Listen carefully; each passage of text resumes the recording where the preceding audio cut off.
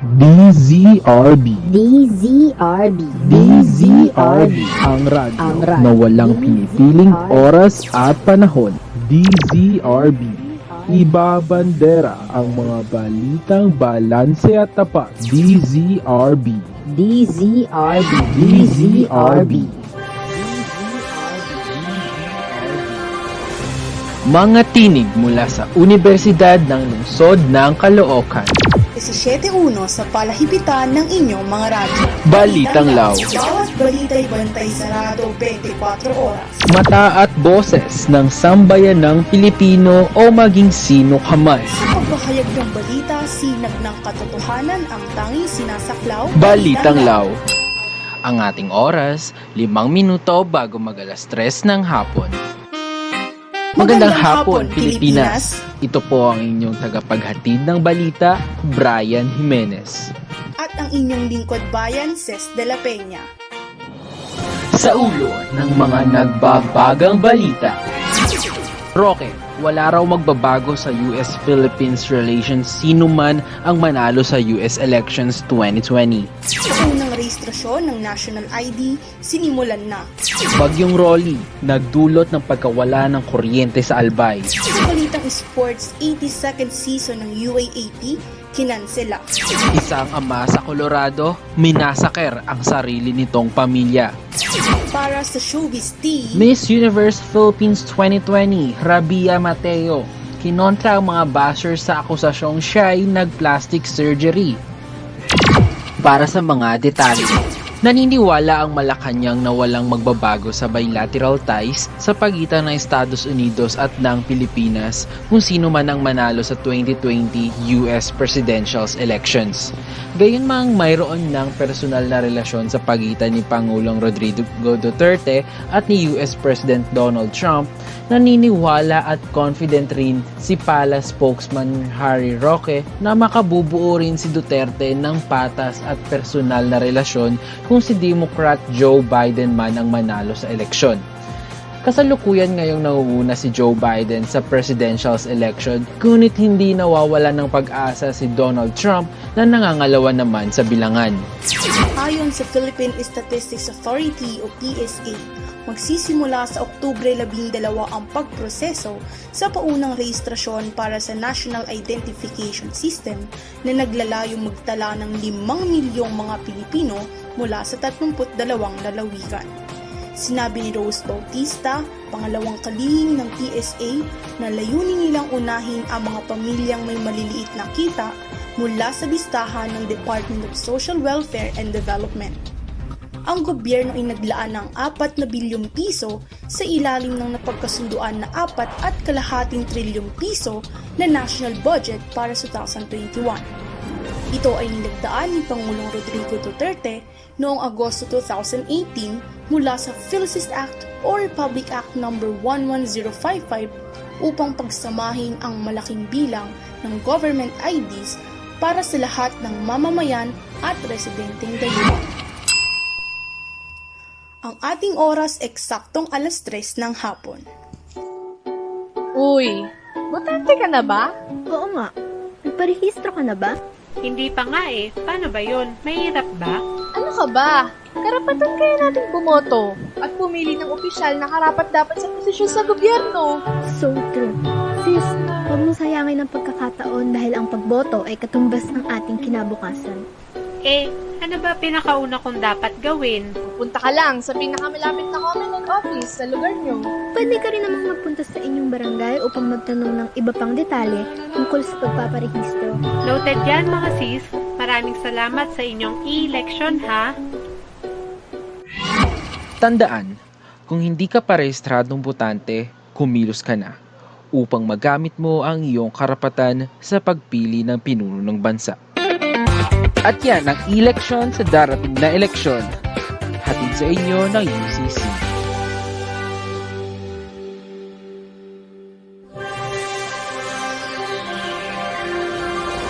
At kasalukuyan pa rin kayong nakikinig sa 17.1 DZRB Balitang Law. Pagkawala ng supply ng kuryente sa Albay, ano nga ba ang naging sanhi? Live mula sa Albay, Bicol, ibalita mo Irene Soriano. Bagyong Rolly nagdulot ng pagkawala ng kuryente sa Albay. Matapos mapinsala ng Bagyong Rolly o Typhoon Goni ang mga pasilidad at pangunahing linya ng kuryente sa probinsya ng Albay, ipinahayag ng Albay Power and Energy Corporation o APEC na aabuti ng 2 buwan bago maibalik ang supply ng kuryente. Ayon kay Leslie Capus, Head of Corporate Communication ng APEC, ang pinsalang dulot ng Typhoon Quinta noong October 25 ay mas pinalala ng Bagyong Rolly. Tinatayang 70% ng poste ng kuryente ang nasira at may ilang parte sa pangalawang distrito na hindi malubha ang pinsala di tulad sa ibang distrito. Dagdag pa niya, nakadepende sa National Grid Corporation of the Philippines Daraga 69 kV transmission lines ang pagsasaayos ng kuryente at kailangan nilang siguraduhin na maayos at ligtas ang mga linya at mga pasilidad. Ayon pa kay Capus, nakipagtulungan na sila sa ilang lokal na service contractors sa pagsasaayos, pagpapalinaw ng mga linya at iba pang problema ukol sa pagbabalik ng supply ng kuryente. May 10 augmentation teams mula sa ibang electric cooperatives at distribution utilities sa bansa at tutulong din sa pagbalik ng supply ng kuryente sa probinsya. Irene Soriano para sa Balitang Law. Sinag ng katotohanan ang tanging sinasaklaw. Para sa Balitang Sports naman, nagbabalita si Jewel Pantanilla. Para sa Balitang Sports, kanselasyon ng 82nd season ng UAAP. Sa unang pagkakataon sa kasaysayan ng UAAP, inihayag ng University Athletic Association of the Philippines ang kanselasyon ng 82nd season. Sa isang memo, nihayag ni UAAP Season 82 Board President Emmanuel Fernandez na ang napagdesisyon ng board na ikansela ang season dahil sa extension ng Luzon-wide Enhanced Community Quarantine. The Enhanced Community Quarantine having been extended, the conditions for the resumption of UAAP Season 2 can no longer be met.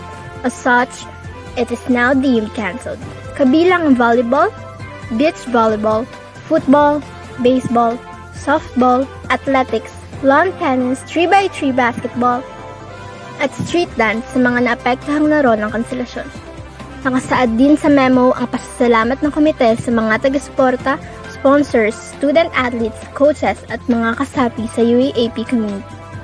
Sa unofficial tally, nangunguna ang University of Santo Tomas sa General Championship race para sa seniors at juniors division, habang pumapangalawa naman ang De La Salle University sa parehong dibisyon. Jewel Pantanilla para sa Balitang Law, sinag ng katotohanan ng sinasaklaw.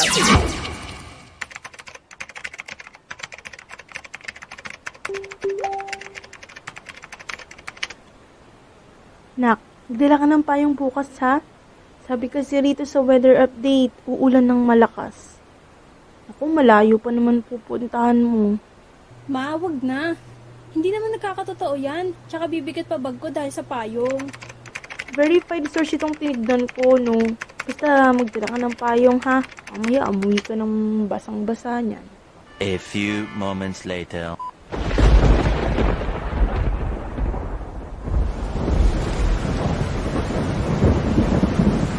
Halabi, totoo ang uulan ng malakas. Wala pa naman akong dalang payong.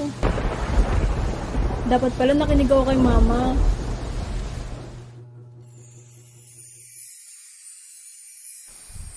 Laging tandaan, walang pinipiling oras at panahon ang sakuna. Ugaliing maging handa at laging makinig sa balita. Hatid sa inyo ng Umbrella Academy.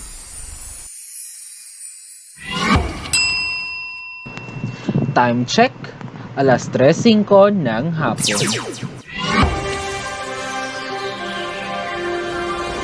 Balitang Law.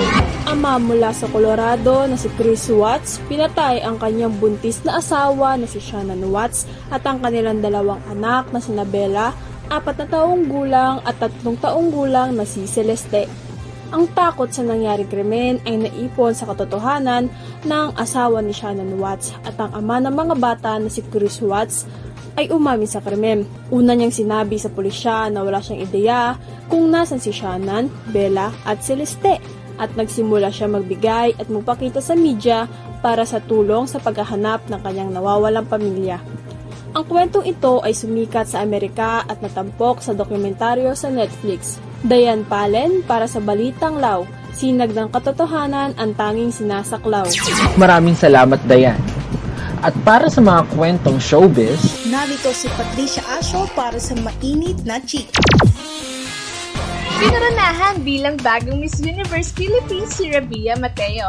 Itong nakaraang Biyernes, nagbahagi ng isang lumang larawan si Rabia na kumakalat sa social media. Hinarap niya ang mga kritiko na tinutukoy ang mga pagbabago sa kanyang itsura. Sa isang update sa kanyang Instagram stories, nagpaliwanag si Rabia na dumaan talaga siya sa positibong pagbabago sa paglipas ng panahon. Aniya, maraming mga bagay ang nangyari sa tagal ng panahon. Mas nag-mature at natutunan niyang mahalin ang sarili. Kung may isang bagay daw na nais niyang malaman ng publiko patungkol sa kanya, yun ay ang ganda niya noon at ngayon. Ang pinagkaiba lang ay mas may alam siya ngayon. Hindi direktang nakumpirma kung sumailalim siya sa anumang kosmetikong pamamaraan. Dagdag pa ni Rabia, stop calling anyone ugly. If that's how you see things, and maybe then, it's your soul that needs surgery. Patricia Asho, Chumichika para sa Showbiz Happening. at yan ang mga umatikabong balitang nakalap sa aming mahigpit na pagbabantay. Ito ang inyong tagapagbantay, Ces de la Peña. At ang inyong kaagapay, Brian Jimenez. Balitang tapat at sapat. Balitang sinag ng katotohanan ang tanging sinasaklaw. Balitang Law.